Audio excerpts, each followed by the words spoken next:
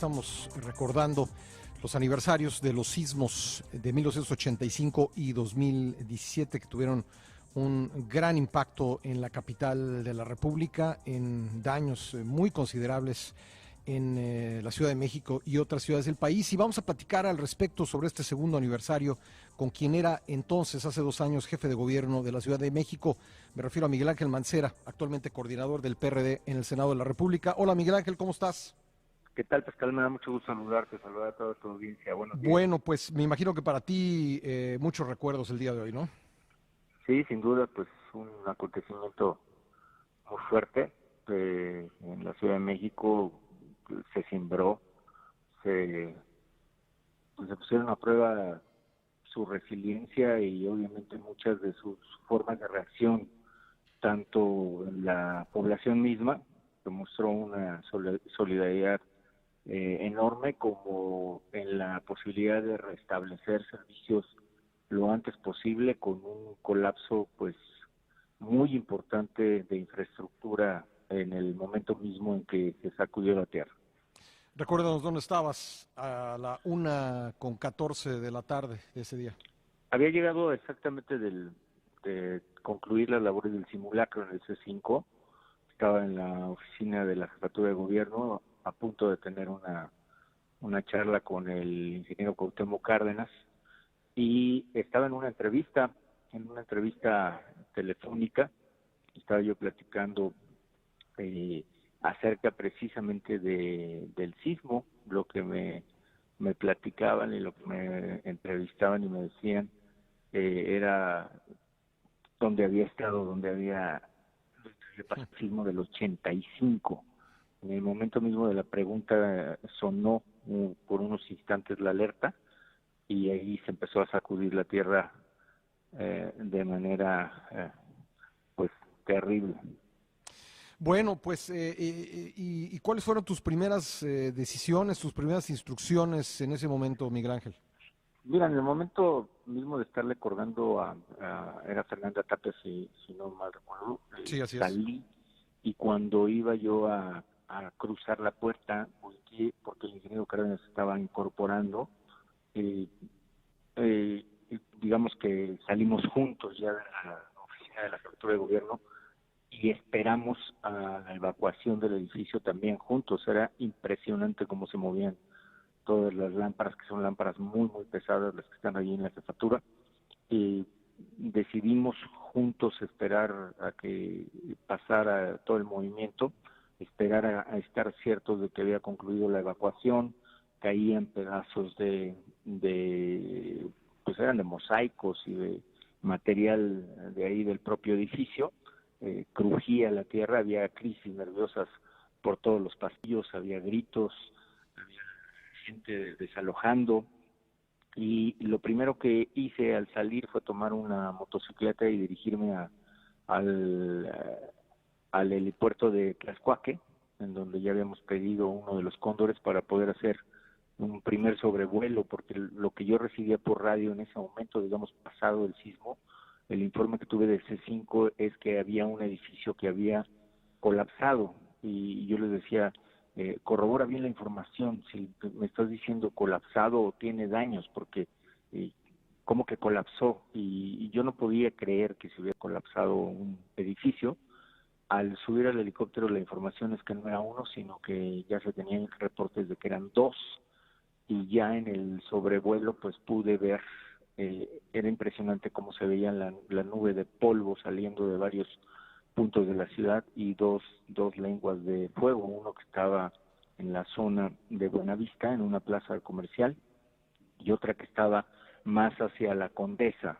Ujú. Eh, Eso es lo que estábamos percibiendo desde el aire y recibiendo los reportes de dónde se estaban haciendo labores de rescate ya y dónde se estaban reportando nuevos colapsos. Digamos, cuando aterrizamos ya teníamos más o menos un reporte entre 15 y 16 edificios que habían colapsado.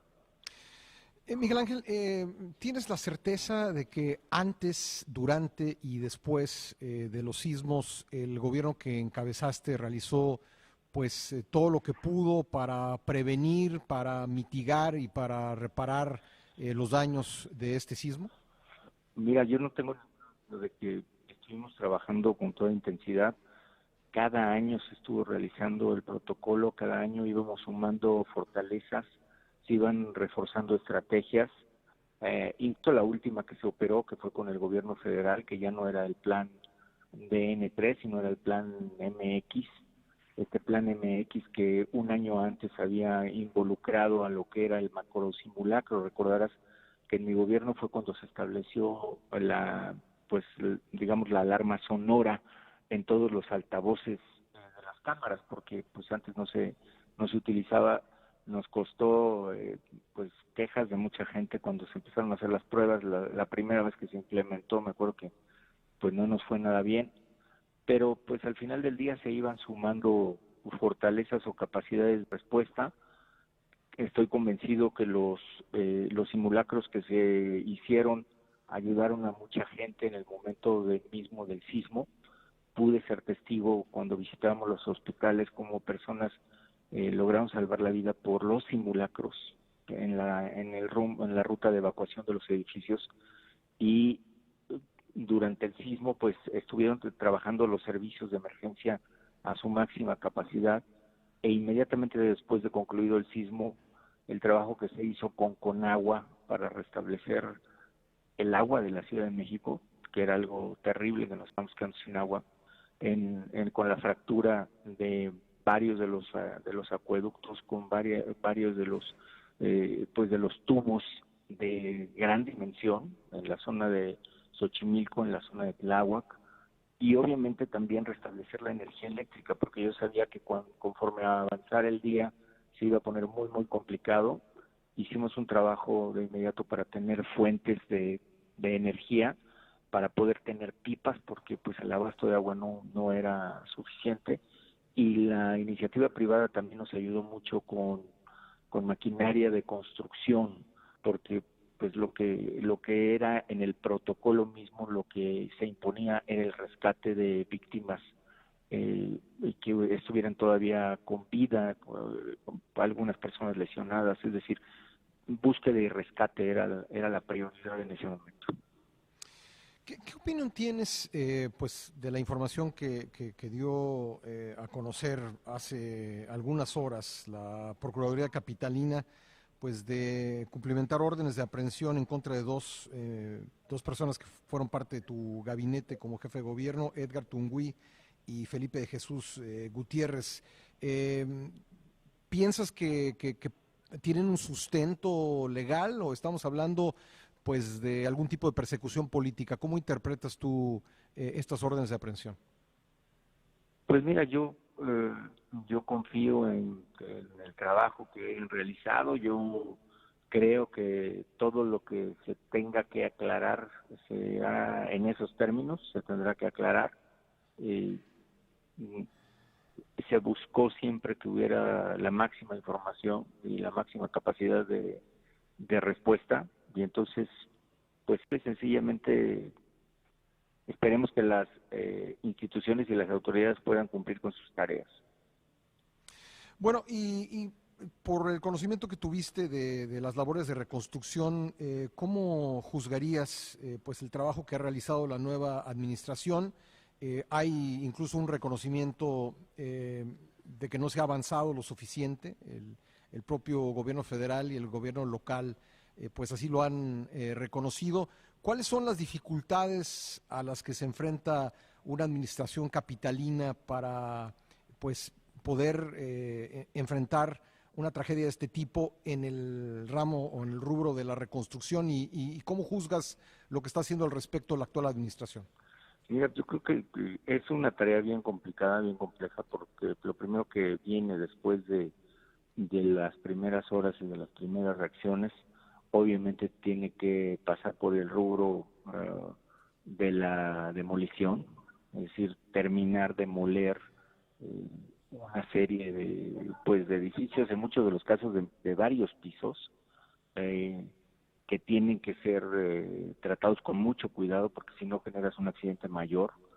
Y una vez que se tiene todo esto plano, pues tienen que hacer una serie de estudios también y después pasar a la etapa de reconstrucción. Nosotros dejamos, por ejemplo, un convenio firmado con la Fundación Slim para realizar 400 casas en la zona de Xochimilco, de las cuales entiendo que deben ir más o menos 300 o estar próximo a terminar las 300, pero para poder arrancar esa tarea, ese compromiso, pues primero tuvieron que hacer muchos estudios de subsuelo, se tuvieron que hacer proyectos ejecutivos, se tuvo que platicar con la gente, y lo que te platico ahora así de manera rápida, pues va llevando semanas.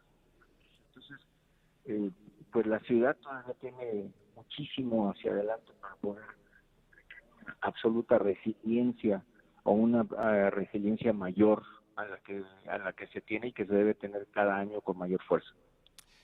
Dado que la Ciudad de México pues está construida en una zona sísmica, puede enfrentar un fenómeno de este tipo en cualquier momento y podemos volver a vivir lo que vivimos en 85 y 2017. ¿Hasta dónde llega la responsabilidad pública, la responsabilidad del gobierno local y hasta dónde la responsabilidad de los propios ciudadanos?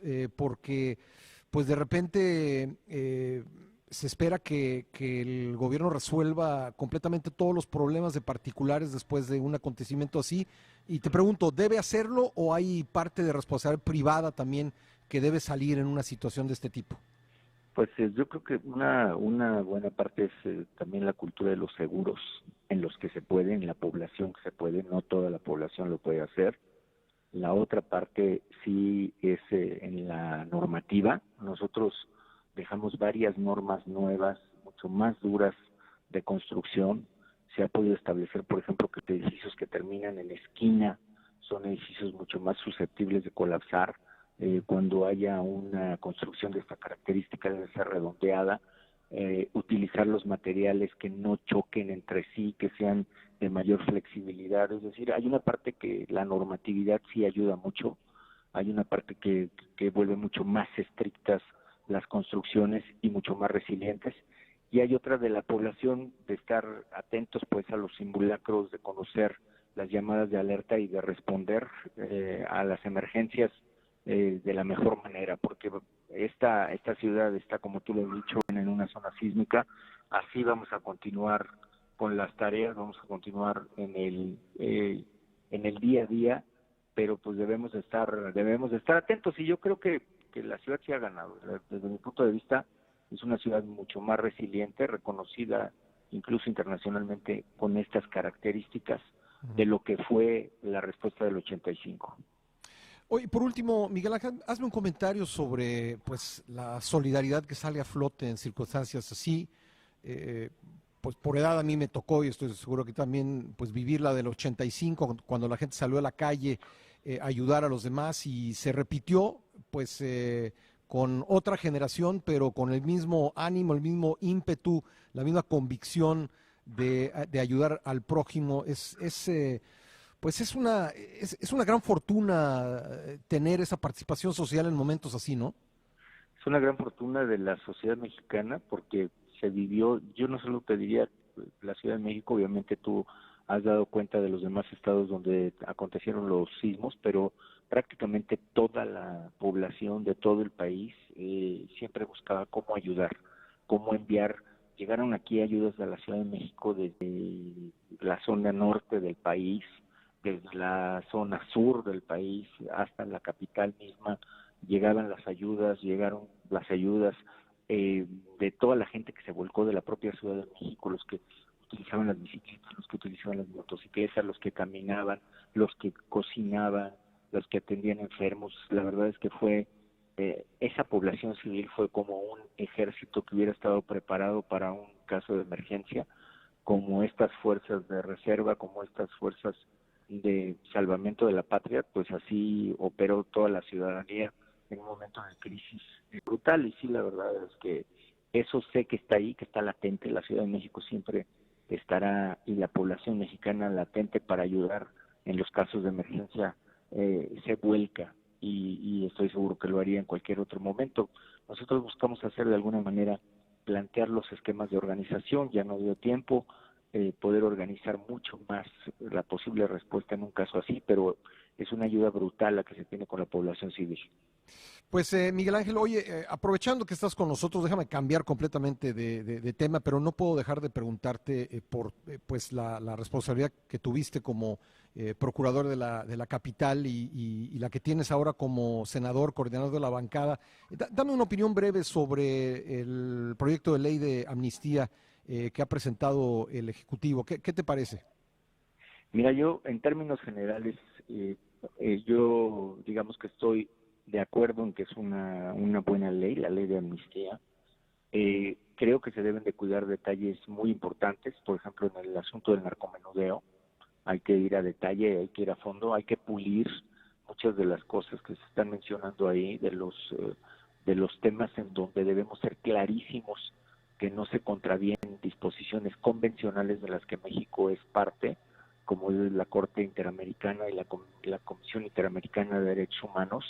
Hay que atender esto porque ya ha habido condenas a otros países cuando hay amnistías que vulneran esta convencionalidad y nosotros estamos obligados también por el propio artículo primero constitucional a cumplirla. Entonces, en principio me parece que es una buena ley, tiene una parte muy importante que va hacia comunidades indígenas, pero la parte del narcomenudeo me parece que se tendrá que analizar con cuidado e ir hacia donde se quiere llegar, a lo que plantea la propia exposición de motivos. Pues Miguel Ángel, mi agradecimiento por haber estado con nosotros esta mañana. Muchas gracias. Gracias a ti, Pascal. Muy buenos días. Gracias. Miguel Ángel Mancera, ex jefe de gobierno de la Ciudad de México, estaba en ese cargo hace 2 años cuando el terremoto del 19 de septiembre de 2017 y ahora coordinador del PRD en el Senado de la República.